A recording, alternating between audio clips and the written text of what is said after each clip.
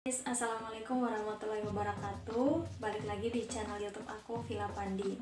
Jadi hari ini aku akan share ke teman-teman semua mengenai tips untuk lulus ujian kompetensi khususnya untuk profesi nurse. Sebelum kalian menonton video ini, jangan lupa videonya di like, komen, dan juga subscribe ya. Untuk kelulusan ujian kompetensi khususnya profesi nurse di tahun 2021 itu sekarang aturannya itu adalah exit exam, yang mana itu ada penilaiannya itu 40% itu diambil dari hasil nilai dari ujian kompetensi kalian, kemudian 60% itu diambil dari nilai-nilai yang ada di perkuliahan waktu kalian mengejar sarjana keperawatan.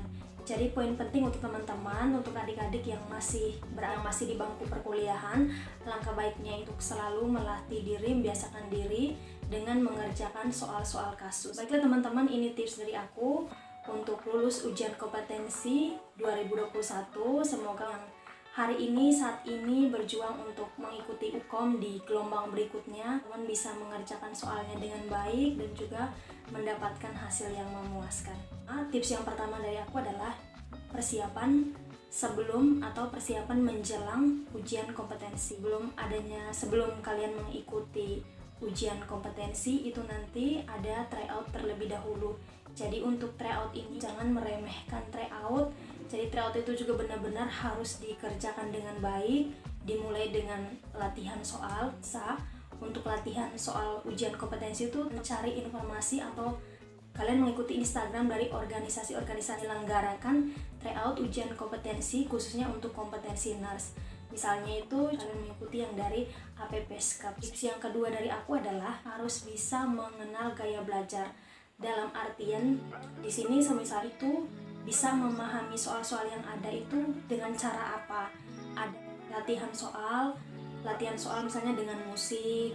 Kemudian memang butuh keheningan, jadi mengerjakan latihan soal itu tanpa adanya musik ataupun orang-orang di sekitar tuh harus hening. Kalau misalnya memahami materi itu harus berada di tempat yang tenang, misalnya di luar ruangan, tetapi misalnya di taman ataupun di tempat-tempat yang hening, atau mungkin menyukai keramaian, kumpul di kafe dan lain sebagainya. Jadi yang berikutnya adalah mencatat kata-kata medis yang memang sulit dimengerti. Jadi itu juga menambah wawasan, bisa pahami di kemudian hari. Yang selanjutnya adalah berdasarkan dari pengalaman saya kemarin yang mengikuti ujian kompetensi di bulan Agustus 2021.